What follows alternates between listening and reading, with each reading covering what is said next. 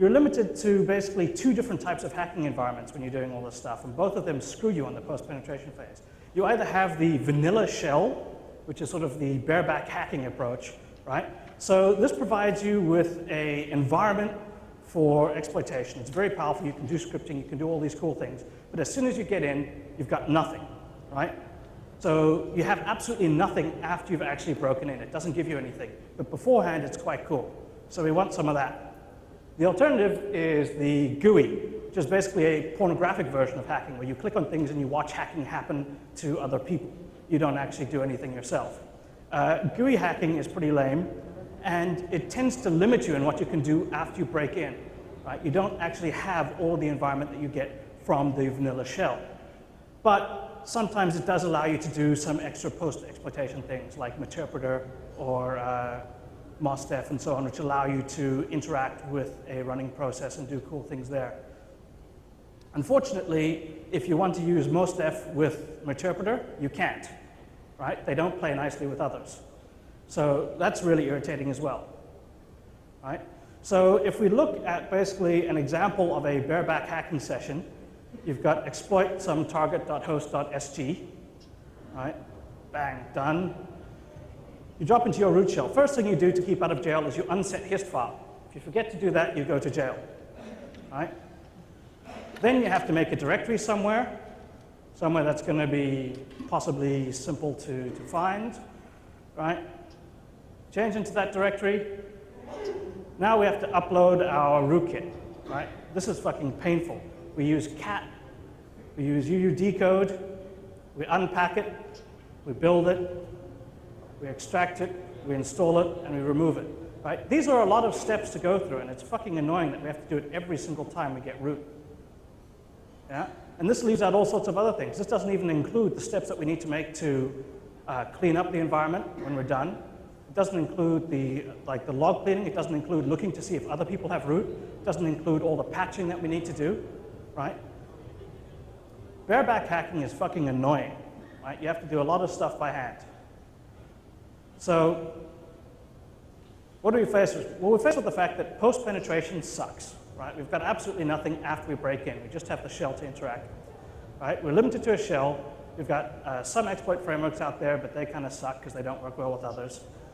We can't do file transfer easily. We have to use cat and UUD code. It's painful and it sucks. And there's a lot of things that we have to remember to do every single time, such as unset hist files, such as run log cleaners, and so on. There are all of these habits that we have to get into to stay out of jail. And that's annoying because it means that when we're drunk, we have a higher chance of going to jail than when we're sober. And it's more fun to hack when you're drunk than when you're sober, right? Or so I've heard. So, what is our preliminary conclusion? Well, obviously we need something that provides automation and a more powerful hacking environment. We need something that makes hacking cooler and easier. What is that? Well, obviously I'm going to tell you. All right, very simple requirements. Things that we want to make sure we have. We want to have a normal shell environment because the shell is cool. We like the shell. We want to have complete control over the environment on the other hand. We actually want to have complete control over the shell. We want to have it scriptable, we want to have it extensible, and we want it to interface nicely with others, right? So, what we need is something I call a hacking harness. We need an environment that makes it easy to do hacking, right? Okay, so a hacking harness provides us with total control over our environment, right? It allows us to do automated programmatic I/O with our underlying shell. It allows us to do all sorts of super cool things, and I'm going to show you some of them, right? And it also allows you to do just basically pure raw I/O. You can actually just interact with your underlying shell without any problem. Okay, so things that we want to have to make sure that we get it done correctly is it should be a modular and plugin framework so that we can just like write new plugins and import them on the fly. We want to have it with inline file transfer, like these are basic commands that we want to make sure that we have. We want to have command aliasing, so like all of the shit that we have to remember to do, such as unset hist file and running log cleaners and so on, we can have that alias to just one command. And we want it to interface nicely with other tools out there. So we want it to be able to use Metasploit or Canvas as command line hacking tools and then still have all of the power of our hacking harness. So This is basically what a session should look like. So we do exploit.target.host.sg, right? Bang, we get dropped to our shell. We hit our escape, and we type new root. And then all of the root stuff that we need to do gets done for us. Then we say, put rootkit, and it gets uploaded for us. Then we can say, install rootkit, and once again, it all gets done for us. And then finally, oh, where do we go? Back up. Right, so basically the idea is blah, blah, blah, blah, blah. Everything gets automated, right? We don't have to fuck around with any of this like doing stuff manually, right? And this is where I would show everyone a super cool demo where I use my internet access to hop onto a host and show you how it works. But since I don't have internet access, I'm just gonna have to do a demo locally, and you'll have to trust me that like it works. So, right, I'll do a demo using PowerPoint, and you can be sure that it works really well. Okay, so basically the steps I'm going to show you are very, very simple, like what we would do if we're hacking. So a lot of the time we find that when we're hacking, we actually break into boxes not by running exploits, but actually by stealing passwords, right? And if you're using someone else's like hacking framework, that actually doesn't work too well when you're like just using a stolen SSH key, right? So we want things that like work well with shells, right? With other sessions. So let me see if I can make this work. Hey, all right. Now,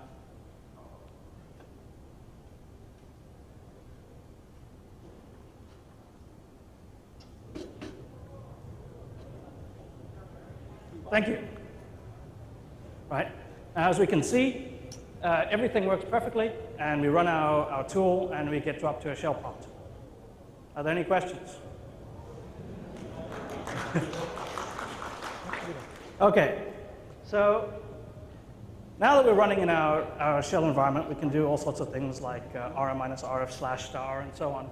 If we do an ls, we can see the source code, so everyone who wants a copy of this, take a picture now. You get that?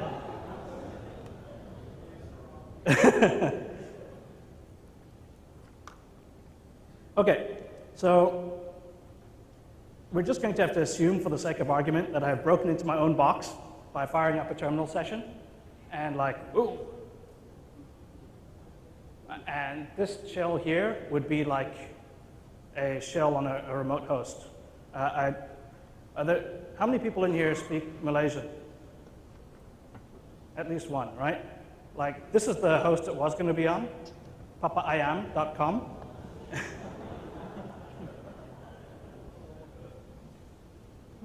Okay.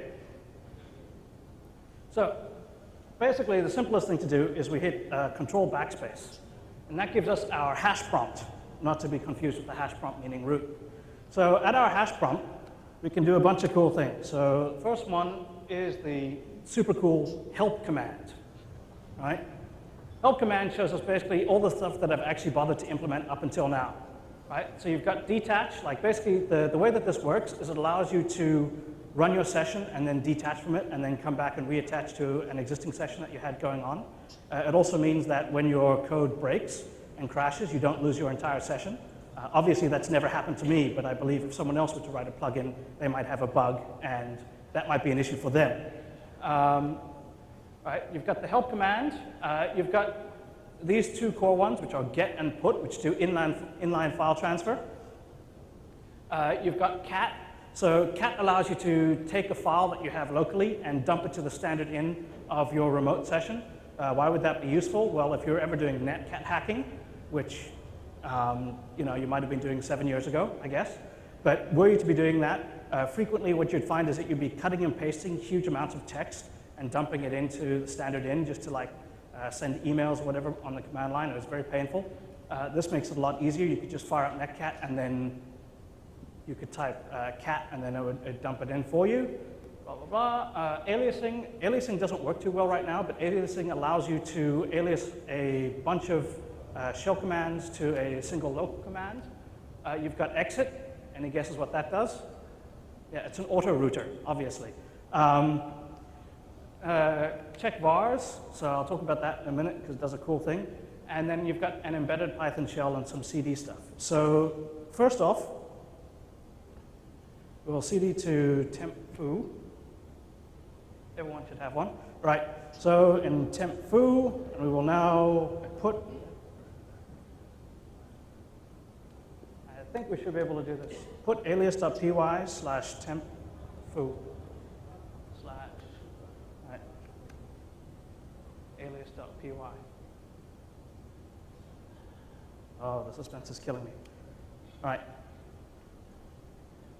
Oh, it failed horribly. Oh, the embarrassment. All right, so basically,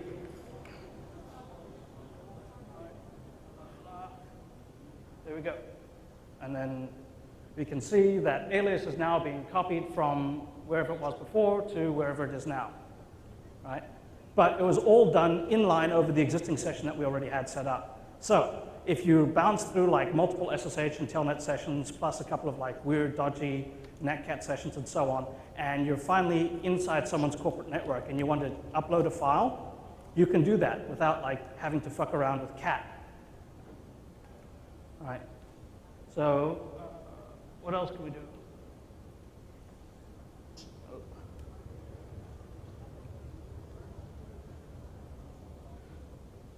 So what check vars does is frequently you'll find that when you break into boxes, you're not the first person there. You'll find that a lot of the boxes on the internet that you can own, someone else has owned for you several years ago, and they're usually dumb about it.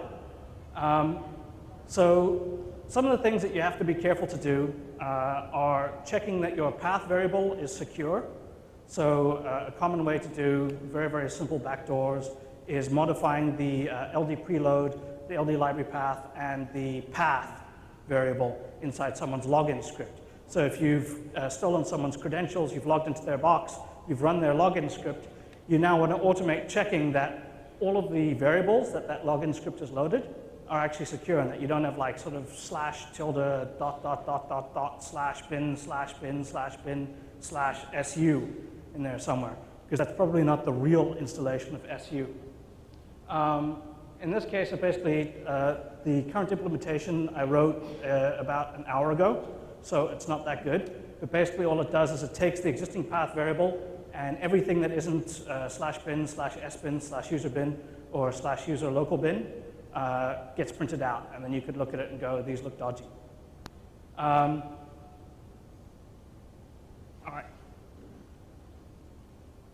One of the cool things that we can spend more time with later, I guess, is it actually has an embedded Python interpreter in it, which you can use to interface with the underlying shell.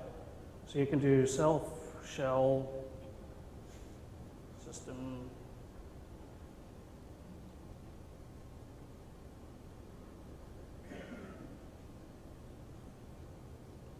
And it will very slowly run the command on the other end, get the output, and return it to you as a string, right? So this is cool. This means that when you want to do programmatic I/O with the remote shell and interface with it, you can do that directly from Python internally here. All right. So if we exit out of that, that was the entire demo, right? Basically, simple proof that I'm not talking out my arse. I did actually implement it, which is a distinct change from previous announcements I've made.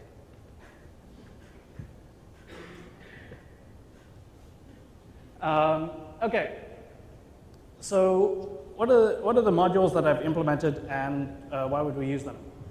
Well, I'm going to get into like one of the cooler things that I have done in the past and I'm currently re-implementing, which I call condom exec, which is basically it wraps the execution of a binary or a script so it doesn't interface with the remote disk, but still runs in the remote system. We've got put and get inline, which are quite cool. There's also shell escape, so we can do bang and then run local commands. There's like a bunch of super cool stuff that we can do, right? So more about hash, a very brief history. Like basically, I was first inspired by this by a tool I saw back in 2000, and given that it's been 7 years and no one's actually ever like implemented and released it, like I guess it didn't go very far. I originally started working on a version of this, which I called XSH back in 2003. Because I was writing it in C, I spent months fucking around with terminal I/O and eventually got nowhere.